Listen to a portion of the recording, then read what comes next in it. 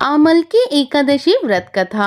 होलिका दहन की 4 दिन पूर्व फागुन के शुक्ल पक्ष की इस एकादशी का नाम आमल की एकादशी है। इन दिनों आंवले के वृक्ष में भगवान विष्णु का निवास रहता है, इसीलिए आंवले के वृक्ष के नीचे बैठकर भगवान की पूजा करने का और आंवला खाने का दान करने का विशेष महत्व है। महर्षि वशिष्ठ जी ने और महाराज मादांता के मध्य संवाद रूप में इस एकादशी की कथा है। आइए कथा को प्रारंभ करते हैं। आमल की एकादशी व्रत कथा। त्रेता युग में एक दिन महाराज मादांता ने महर्षि वशिष्ठ जी से अनुरोध किया, हे मुनीश्वर, यदि आप मुझसे प्रसन्न हैं तो कृपा पूर्वक मुझे कोई ऐसा व्रत बतलाएं जिसको करने से मेरा सब प्रकार से कल्याण हो। महर्षि वशिष्ठ जी ने उत्तर दिया, हे राजन, यूं तो सभी व्रत उत्तम है, परंतु इनमें सर्वोत्तम है आमल की एकादशी व्रत।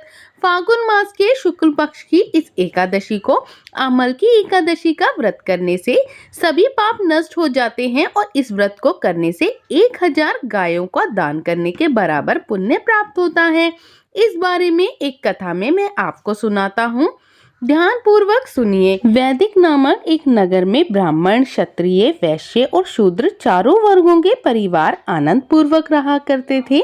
वहां पर सदैव ही वेद ध्वनि गूंजा करती थी। पापी, दुराचारी, नास्तिक वहां पर कोई नहीं था। उस नगर में चैत्रथ नाम का एक चंद्रवर्षी राजा राज्य करता था। सभी नगरवासी भगवान विष्णु के परम भक्त थे और सभी नियम पूर्वक एकादशी का व्रत भी किया करते थे। प्रत्येक वर्ष के समान फागुन मास के शुक्ल पक्ष की आमल की एकादशी आई। उस दिन राजा, प्रजा, बाल, वृद्ध सबने ही हर्षपूर्वक व्रत किया।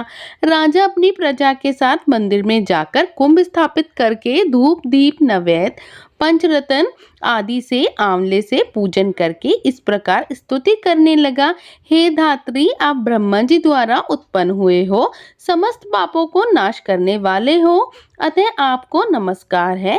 अब आप मेरा अर्घ्य स्वीकार करें। आप रामचंद्र जी द्वारा सम्मानित हो। मैं आपसे प्रार्थना करता हूँ कि आप मेरे समस्त पापों को समूल नष्ट करें।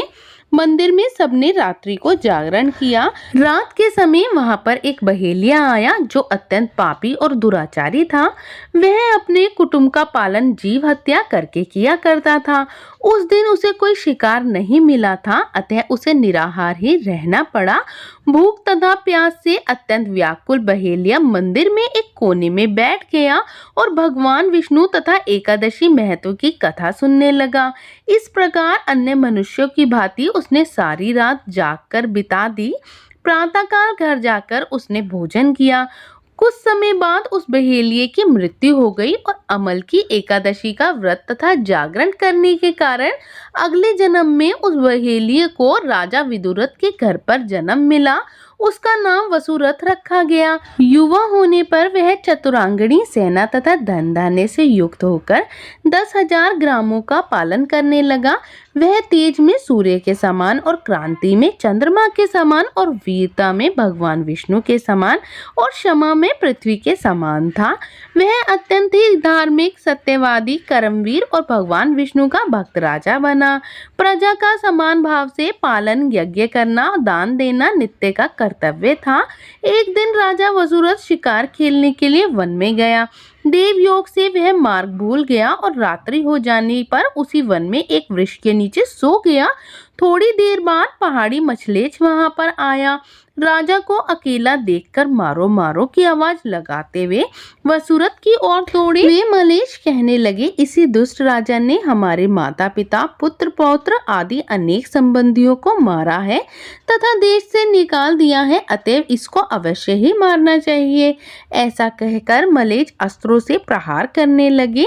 अनेक अस्त्र राजा के शरीर पर गिरते और नष्ट हो जाते। उनका वार पुष्पों के समान प्रतीत होता। अब उन मलेच्छों के अस्त्र उल्टा उन्हीं पर प्रहार करने लगे, जिससे वह घायल होने लगे। इसी समय राजा को भी मूर्छा आ गई। उस समय राजा के शरीर से एक दिव्य स्त्री उत्पन्न हुई। वह स्त्री अत्यंत सुंदर वस्त्रों तथा आभूषणों से अलंकृत थी, मगर उसकी भ्रुकुटी टेढ़ी थी और आंखों से लाल लाल अग्नि निकल रही थी। वह स्त्री मलेच्छों को मारने के लिए दौड़ी और थोड़ी ही देर में सब मलेच्छों को उसने काल के गाल में पहुंचा दिया। अब राजा सोकर उठा तो इन मलेच्छों को मरा हुआ देखकर सोचने लगा कि इन शत्रुओं को किसने मारा है। वह ऐसा विचार कर ही रहा था कि तभी आकाशवाणी हुई, हे राजा, इस संसार में विष्णु भगवान के अतिरिक्त कौन तेरी सहायता कर सकता है। इस आकाशवाणी को सुनकर राजा अपने नगर को चला आया और सुखपूर्वक राज्य करने लगा।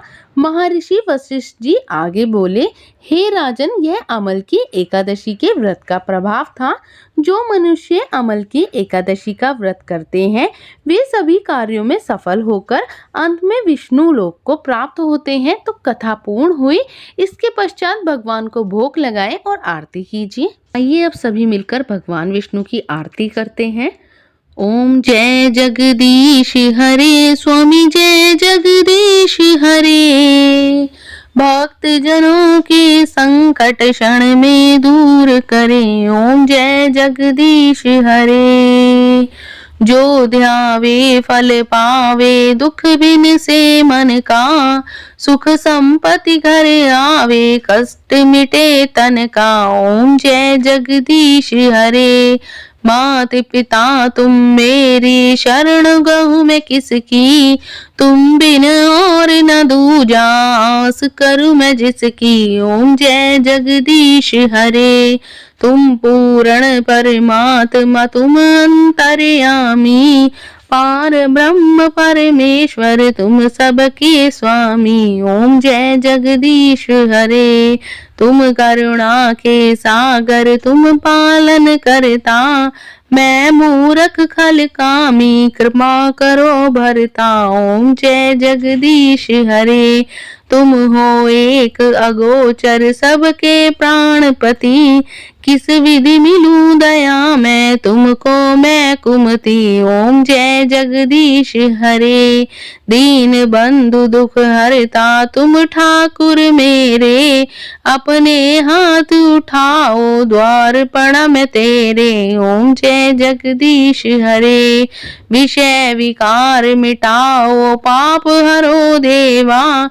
श्रद्धा भक्ति बढ़ाओ, संतन की सेवा। ओम जय जगदीश हरे।